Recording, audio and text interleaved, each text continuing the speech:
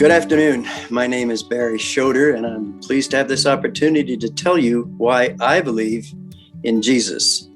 April 19th, 1973 was the worst day of my life, and it was the best day of my life.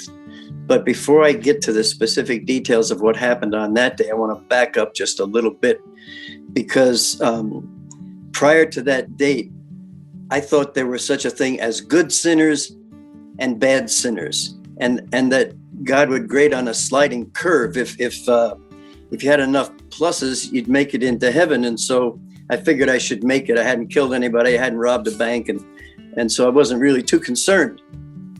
In fact, I wasn't even sure I believed there was a heaven or a hell or a life after death, for that matter. I wasn't a Bible reader. I was Bible illiterate. But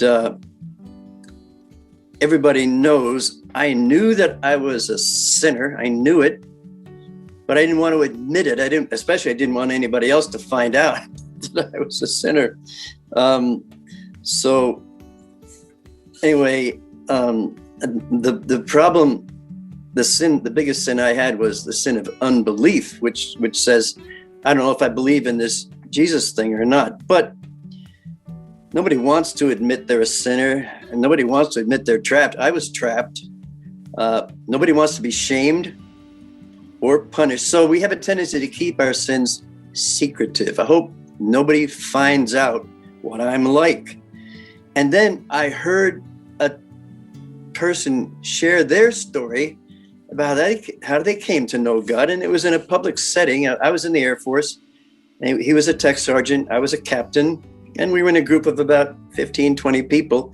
And he started talking about how he had been a terrible alcoholic, and his alcoholism led him to be an abusive husband, an abusive father, and a lousy worker at work. And as I'm listening to him, I'm thinking, what is the matter with this guy that he's airing his dirty laundry in public? You don't go tell people about what a jerk you are. But then he went on to say that he'd been to a church service and he'd given his life to Jesus at the church service. And the first thing he did was, when he went home, was go to his liquor cabinet and pour all his booze down the sink. And I thought, this guy has totally flipped his wig. But it was the first time I heard anybody ever talk about God changing a life. And so after that, I saw a couple of Christian movies. I saw a Billy Graham movie, which moved me to tears. And what happened was, the movie was about a guy who was kind of a foxhole prayer type of thing. His son was dying, and he said, God, if you heal my son, I'll serve you. And so then Sunday he got healed. God set his son free, healed him. So on Sunday, his wife's getting ready for church, and he's laying in bed. So what are you doing? I said, I'm getting ready to go to church. He said, we don't go to church. And she said, well, you prayed on Wednesday night that if God healed your son, you'd go to church. And so now it's Sunday and we need to go to church. He says, oh, that was a bunch of malarkey. There was no connection between that. I was just desperate, and there's no connection. And I wanted to go and punch the screen. I was just that mad at the guy. After the movie was over, the minister in charge said, if God's dealing with you tonight, I want you to bow your heads and close your eyes. And I want you to, if you want to give your life to Jesus, raise your right hand. And my right hand started shaking on the chair, and I quickly assigned my left hand to rescue it. I said, wait a minute, I'm not doing this Jesus thing based on an emotional response to a tear-jerking movie. If this is real, I want to understand it up here. And so I didn't realize what I was doing was what the Bible calls quenching the spirit. But God was dealing with me at that point. That's what the shaking was all about. But I didn't know that God deals on a personal basis. I didn't know that kind of a God. A couple of weeks later, I was in the Base Theater, another movie. And by this time, I was to the place where I could believe there was a heaven, believe there was a hell. I knew I didn't want to go to hell. I wanted fire insurance. And so after the movie was over, the minister said, if you want to give your life to Jesus, raise your hand. I was sitting on the back row. The pew was up against the wall. There was nobody behind me. And so I just went, I shot my hand up and down. I said, there, that takes care of that. And then the minister said, if you just raise your hand, I want you to come forward. I said, no, that's not happening. I'm a captain in the Air Force. I don't admit weakness in front of other people. I'm not going forward. What I didn't understand then, because I didn't know the Bible, was Jesus said, if you deny me before men, I'll deny you before my Father. If you're ashamed of me before men, I'll be ashamed of you before my Father. I didn't know anything about that stuff. I was Bible illiterate. So that was that. Then I was in Thailand at the time. So then I came back to the States and was living in Idaho. I was in the Air Force after about 10 years. And I was doing fine. I thought I was doing fine. It didn't matter that at the 12-month mark, at the 5-year mark, and at the 8-year mark, my wife had said, I've had it with you. And each time she said that, I cried. I boo-hooed and made promises and said, I'm going to change and I'm sorry and all this kind of stuff. But I didn't know what I was supposed to change. And I didn't know how to change it, but I just didn't want her to leave. So I cried. And then the second time, I blackmailed her. We were in Japan and she said, I'm out of here. And I said, well, goodbye. I'm the sponsor. The kids stay here. So I blackmailed her into staying. Nice way to have a marriage, right? Nice relationship. Can you imagine what she was going through in all this time? So then at the 10-year mark, no, at the 8-year mark, it was the same deal. She approached me. She said, I'm going to leave. And I said, I knew I couldn't make any more empty promises. I knew the crocodile tears thing wasn't going to work. So I picked up the phone. I dialed my brother and I said, here, we were in Ohio. He lived in New Jersey. I said, here, tell him to get you an apartment. And he said to her, think about the girls, think about the girls. So she thought about the girls and she decided to stick it out longer. Now we come 4 years later to April 19th, 1973. I'm sitting in my office at Mountain Home Air Force Base, thinking I have the world by the tail. Everything's fine. I'm happy. I didn't know she was unhappy. I didn't care. All I cared about was me, because without God, I'm a selfish person. And so I was just being my selfish person and having a good time in life, not really sensitive to what was going on in her life. Well, she was a mess. And she knew if she told me that she wanted out, I'd come up with another thing and she'd have to change her mind again. So she never said boo to me. She just went to a lawyer and made all the arrangements. So here I am, April 19th, 1973, my phone rings in my office, Mountain Home Air Force Base. And I said, hello. And the voice on the other end says, Captain Schoder, this is Major McLaughlin. I'm an attorney in Mountain Home, and we've got some papers here we'd like you to come in and sign. I said, attorney, papers, I'm not tracking. He says, the we is me and your wife. She's divorcing you. You need to come in and sign these divorce papers. Talk about a wake-up call. I went to his office, signed the papers. He said to me, now, Captain Schoder, this will take about 3 weeks. And during the 3 weeks, you cannot cohabitate with your wife. I know that you're the military sponsor. I know that the house is your responsibility. I know that you could kick her out of the house for 3 weeks. I know you could do that, but you're not going to do that, are you, Captain Schoder? I said, of course not. So I went back to the office. What do you do in a situation like that? Who do you talk to? What do you say? Where do you go? I didn't know. I was desperate. That's all I knew. I was desperate. I didn't know what to do. Turns out my coworker was going on leave that day. He lived in the bachelor officer's quarters. I told him my dilemma. He says, Barry, stay in my apartment while I'm gone. So I did. I went into his apartment, 9:30 that night. I knelt down on the floor. First time in my life, I had never knelt down on the floor with an intent to talk to a God that I really wasn't really in relationship with at all. But I said, God, how can this be happening to me? I'm a Christian.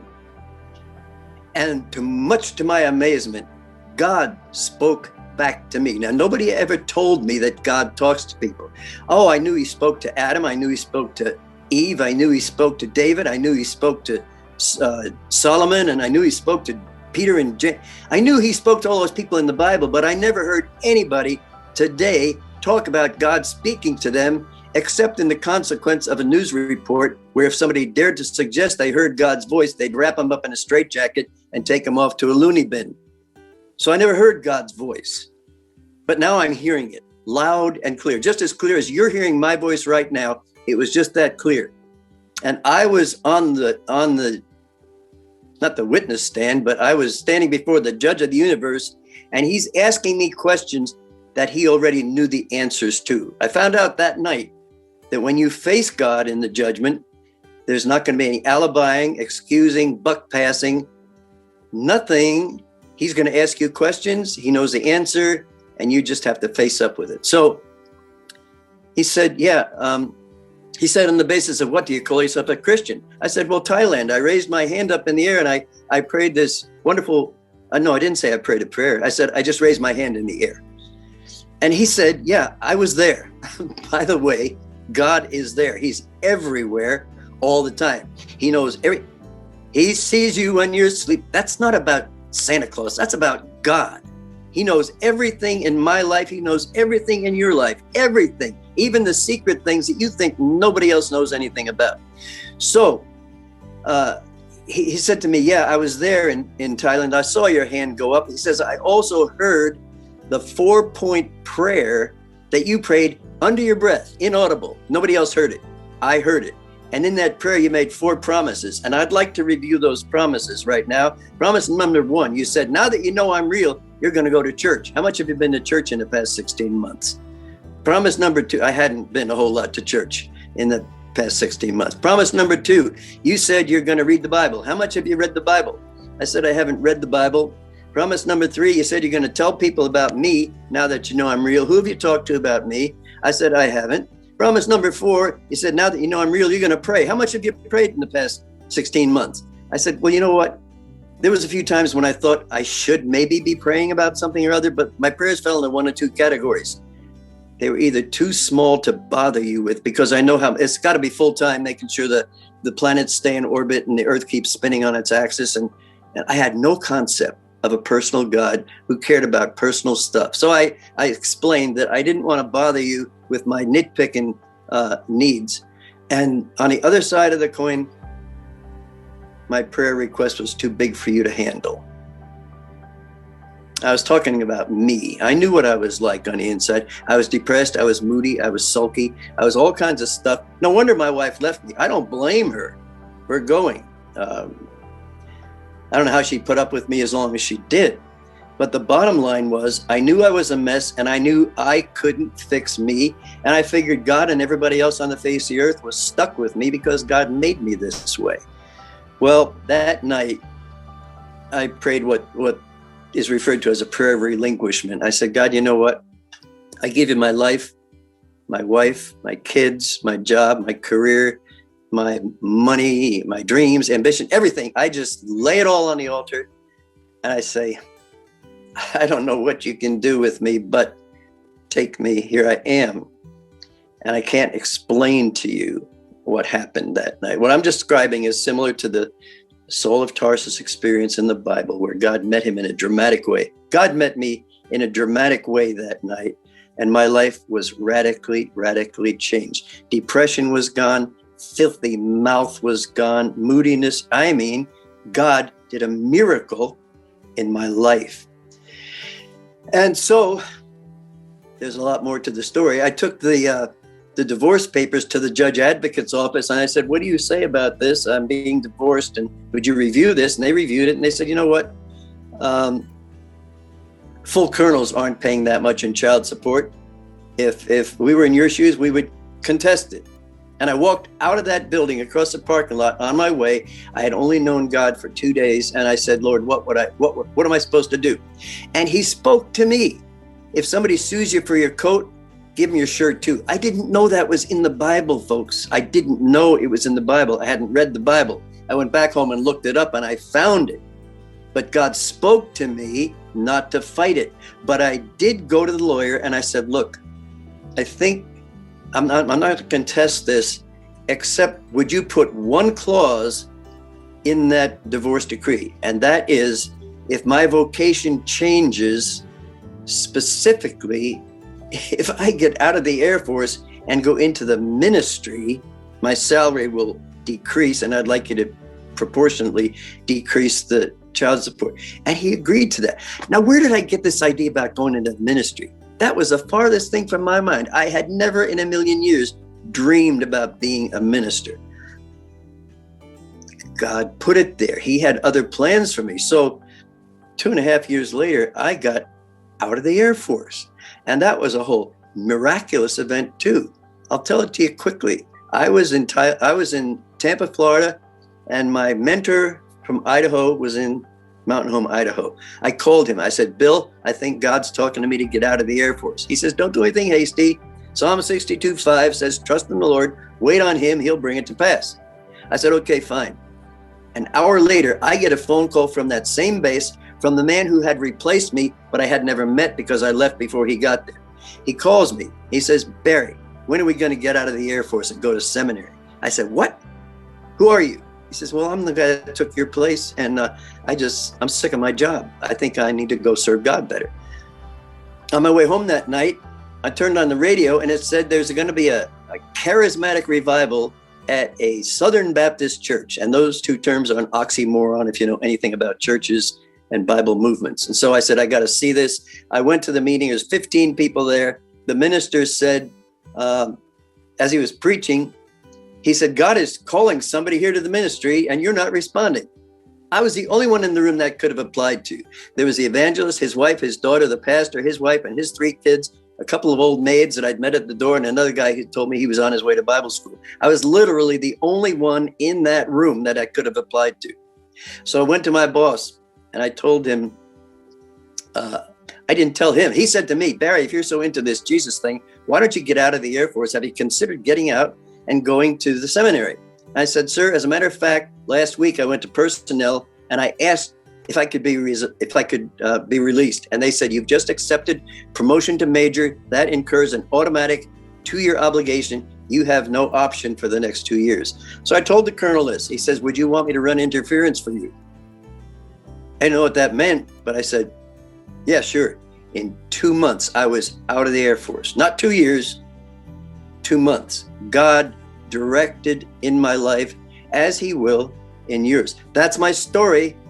I hope somehow it'll help somebody find God, because that's what my story is supposed to do, help you to find out that if you're a jerk, just like I was, sorry, but there may be some jerks watching this, I don't know. But if you're one of them, God can change your life. I don't care what your problem is, whether it's alcohol, whether it's pornography, whether it's drugs, whether you're a rich billionaire whose life seems absolutely purposeless, doesn't matter. God's knocking on your door as you're listening to these stories here on Channel 3. Thank you very much for your time. If you want to talk to me about anything, call Raina and she'll give you my phone number. God bless you.